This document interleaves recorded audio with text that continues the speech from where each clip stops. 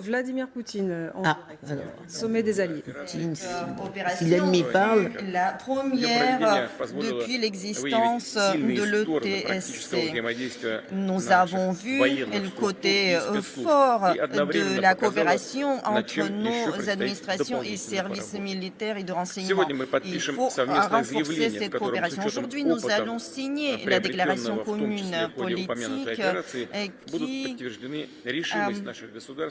soulignera notre volonté de coopérer dans le domaine divers et variés et de coordonner nos efforts sur la scène internationale. Il est logique que la mission principale actuellement est de renforcer les structures de gouvernance de l'organisation. Nous allons faire tout pour aussi moderniser les équipements et les troupes au sein de cette organisation. Et nous allons également mieux coordonner les efforts de nos services militaires et de renseignement. Nous échangeons effectivement notre coopération. À l'automne de cette année, nous avons prévu de mener au Kazakhstan, Tadjikistan, Kirghizistan toute une série de manœuvres. Je suis persuadée que ces manœuvres pourront renforcer notre efficacité, le potentiel en matière de maintien de la paix de notre organisation. Notre coopération doit lutter aussi et contribuer à la lutte contre la criminalité, le trafic de tout genre. Il est aussi important de lutter contre les organisations terroristes. Il est très important de renforcer aussi la sécurité biologique et de neutraliser la menace biologique.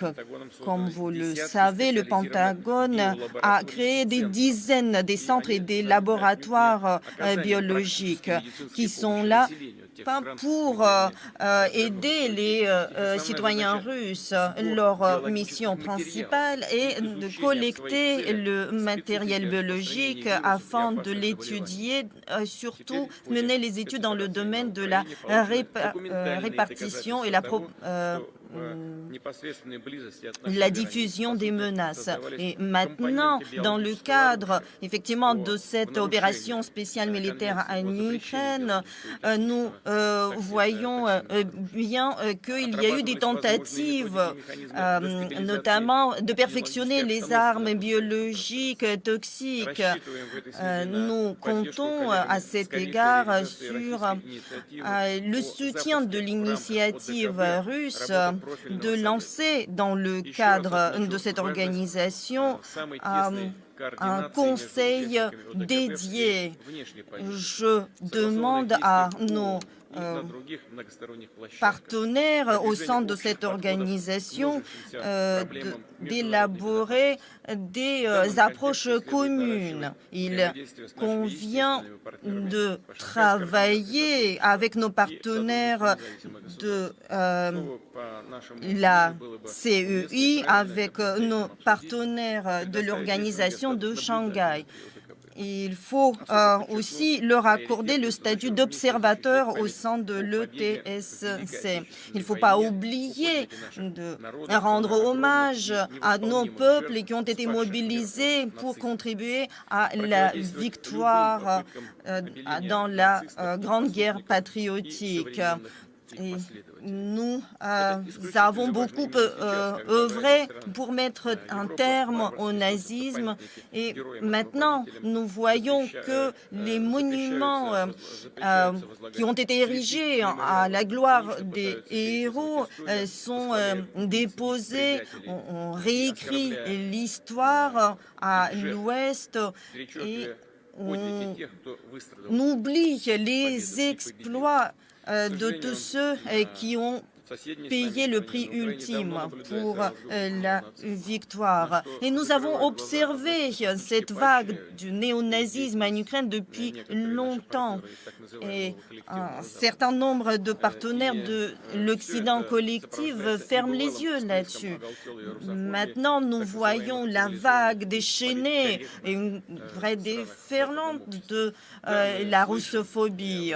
Oui, nous entendons la réponse comme quoi les extrémistes existent partout. Oui, c'est vrai. Les extrémistes ressurgissent, mais nulle part ailleurs on n'idolise pas les nazis. Nulle part les manifestations et démonstrations en soutien des fascistes ne sont soutenues, excepté en Ukraine. En ce qui concerne la décision de l'OTAN, la décision de s'élargir. Oui, c'est un problème, le problème d'ailleurs qui a été créé de façon artificielle. Et cette action et cette décision est prise dans les intérêts des États-Unis. Il est clair que toutes les décisions d'ailleurs sont favorables à un seul pays, à savoir les États-Unis.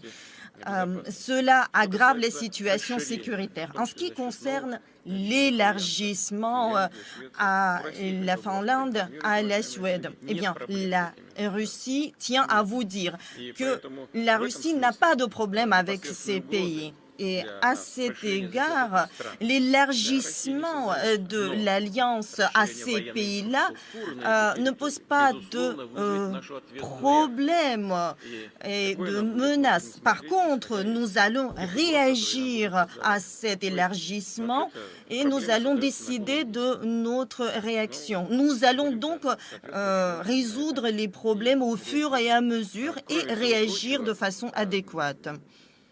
Qui plus est,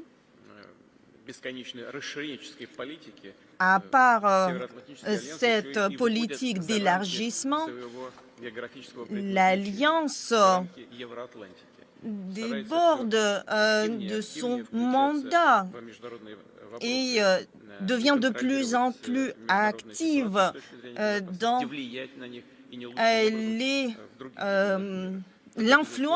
son influence sur la politique des autres pays. Et cela retient notre attention.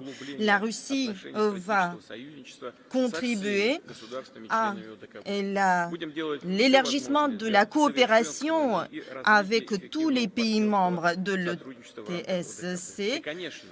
Et bien sûr, nous allons faire tout sous la houlette de la présidentielle arménienne. En ce qui concerne l'opération militaire spéciale russe en Ukraine, bien sûr, nous allons en discuter davantage. Je vous tiendrai informé de ce qui se passe dans le cadre de cette opération, par contre à huis clos. Je vous remercie de votre attention.